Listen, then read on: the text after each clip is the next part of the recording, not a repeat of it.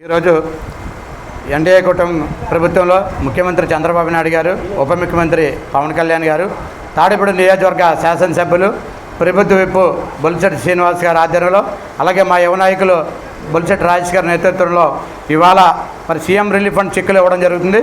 సుమారు 24 లక్షల రూపాయలు ఇవాళ చెక్కులు అందరికీ కూడా మండలాల్లో, టౌన్లో ఇవ్వడం జరిగింది. ఎమ్మెల్యే బొలిశెట్టి శ్రీనివాస్ గారు ప్రమాణ స్వీకారం చేసిన కాడి నుంచి ఈ రోజు వరకు కూడా సుమారు 3 కోట్ల రూపాయలు సీఎం రిలీఫ్ ఫండ్ చెక్కులు ఇవ్వడం అనేది చాలా అదృష్టంగా భావిస్తున్నాం.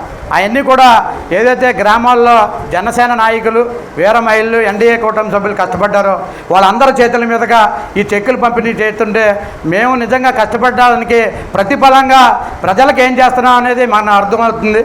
కాబట్టి ఆయన దగ్గరుండి పిఎల్ని అందరినీ కూడా సహకరించి సెక్రటేరియట్లో ఈ సీఎం రిలీఫ్ ఫండ్ చెక్కులు అవ్వాలి.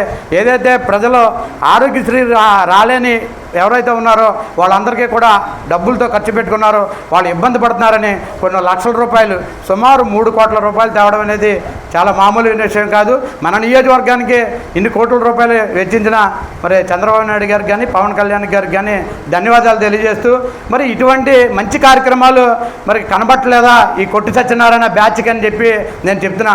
మొన్న ప్రెస్ మీట్ పెట్టి మాట్లాడినప్పుడు ఇటువంటి మంచి కార్యక్రమాలు వాళ్ళు ఏం జరిగినాయి, ఏం చేస్తున్నారని చెప్పి అడిగారు. ఎప్పుడైనా మీ ప్రభుత్వంలో ఒక్కసారైనా సీఎం రిలీఫ్ ఫండ్ చెక్ ఇవ్వడం ఎప్పుడైనా జరిగిందా? నేనైతే మీడియాలో కానీ ఎప్పుడు కూడా చూడలే. సీఎం రిలీఫ్ ఫండ్ చెక్కులు ఎప్పుడైనా పంచిపెట్టారా అనేది మీరు ఒకసారి గ్రహించండి.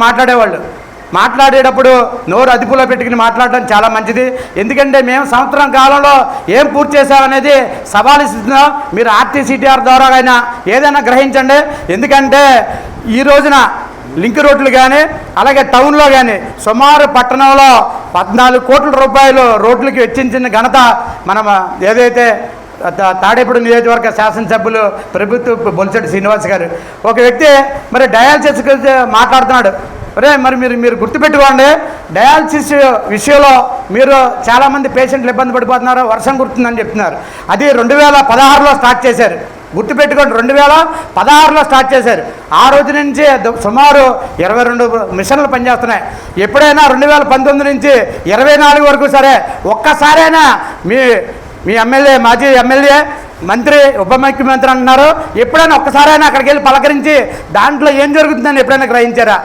మేము నియోజకవర్గ ఎమ్మెల్యే, శాసనసభ్యులు బొలిశెట్టి శ్రీనివాస్ గారు అయిన తర్వాత డయాలసిస్ సెంటర్కి వెళ్ళి సుమారు 10-12 సార్లు దాంట్లో ఏం జరుగుతుంది, ఏం అవసరం అనేది గ్రహించి సుమారు కేంద్ర మంత్రి భూపతిరాజు శ్రీనివాసరావుతో 2 కోట్ల రూపాయలు శాంక్షన్ చేసిన ఘనత ఎమ్మెల్యే బొలిశెట్టి శ్రీనివాస్ గారిది.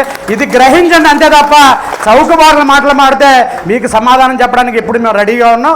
ఎందుకంటే డయాలసిస్ జరుగుతుంటే అక్కడికి వెళ్ళి సెంటర్లో ఉన్న డాక్టర్లను కలవండి ఒకసారి. సుమారు 4 గంటలు ఒక్కో డయాలసిస్ పడుతుంది, మిషన్ ఆగిపోతుందని చెప్తున్నా. కళ్ళు పోయినాయా ఒకసారి ఎంక్వైరీ చేసుకో. 4 గంటలు సుమారు 22 మిషన్లు పనిచేస్తున్నాయి. దగ్గర సుమారు 50 మంది నుంచి 60 మంది డయాలసిస్ చేసుకుంటున్నారు. అక్కడ బుక్ రికార్డు చూడు.